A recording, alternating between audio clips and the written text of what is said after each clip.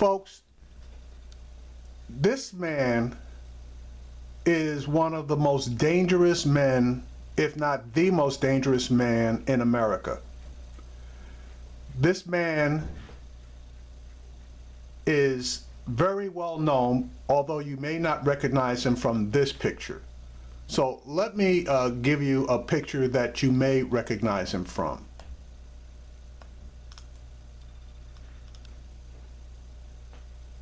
Possibly that helps. If you are aware of CPAC, the Conservative Political Action Committee, this man spoke to them yesterday. If you're still not aware of who he is, his name is Steve Bannon, and he is, in my opinion, the most dangerous man in America. Why do I say that? Because he is the person who speaks to President Trump first thing in the morning and last thing at night. He is the person who designed the successful campaign for Donald Trump. He is the person who advised Donald Trump to appeal to the white supremacist groups, the Ku Klux Klan, and groups of similar ilk. He is the person that advised Donald Trump that he needs to appeal to the baser instincts of the people of America. And he apparently was right. Now, I will grant that it took everything falling into exact place, i.e., the Democrats running a candidate that was damaged, if not absolutely unqualified as far as the history that she had and the strategy that she employed, obviously a losing strategy. But bottom line is, he helped Donald Trump to win, and to the winner, according to Donald Trump, go the spoils. Now, yesterday, he was at CPAC, and he stated, and you can go in and do your own research, the CPAC speech is up and available, that the people, and he was indicating the people in the audience, were going to have to fight to take their country back. Well, it didn't take long for those words to garner meaning. As a matter of fact, the previous night, a person had taken those prophetic words to heart. You see this man? Well, this man believes exactly what Steve Bannon believes, that he needs to fight to take his country back. And as a matter of fact, he already started the fight. The name of this man is, the name of this man is Adam Puritan. He's a 50-year-old resident of Olathe, Kansas. He's a former military vet. He decided on Wednesday night, after getting kicked out of a bar, that he was going to go out, obtain his weapon, and I'm assuming it's a handgun. I don't know exactly what the weapon was that he used. But he went out, obtained his weapon from his car, came back into the bar, and started yelling, "Get out of my country." At that point, he began firing rounds, specifically at two gentlemen who were not Muslims, by the way. They were Indians. They were Sikhs. One of the men, whose name is difficult for me to pronounce,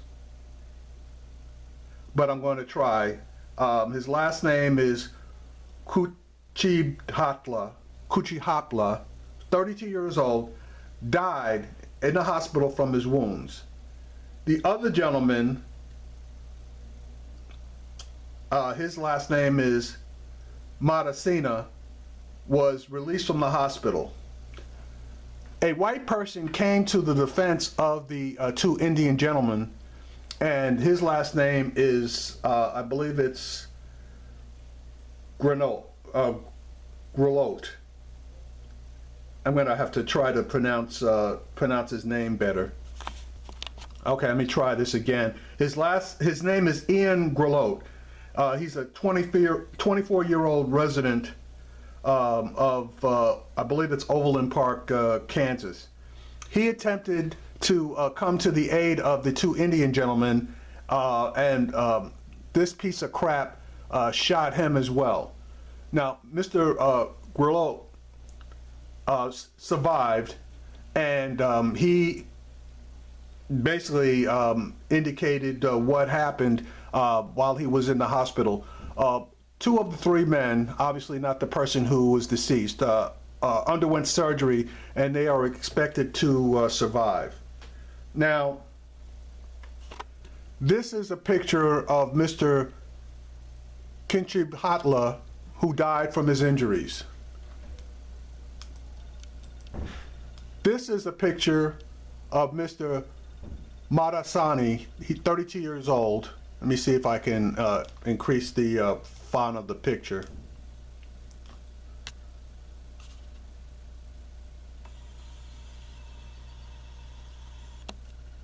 Okay, that's a picture of Mr. Alok Madasani, again 32 years old. He survived. And here is a picture of Mr. Grillote.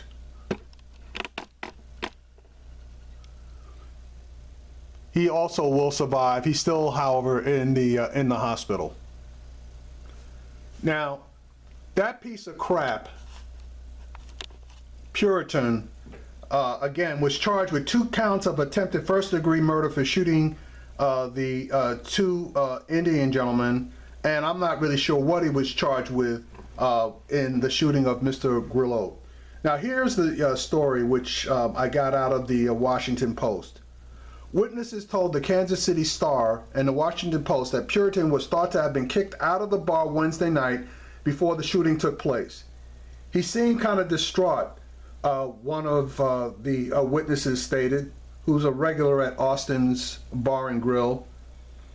He started drinking pretty heavily. He reportedly came back into the bar and hurled racial slurs at the two Indian men, including comments that suggested he thought they were of Middle Eastern descent. Obviously, he was calling them Muslims or Arabs, which they weren't. Then he started firing shots.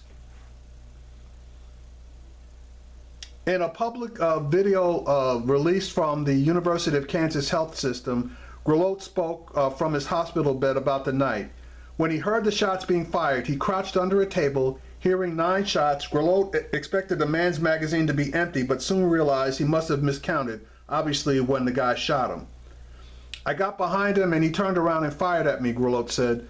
The bullets went through his right hand and chest, fracturing a vertebrae in his neck, and barely missed his carotid artery. I'm grateful to be alive, he said. Another half inch and I would be dead or I've never walked again.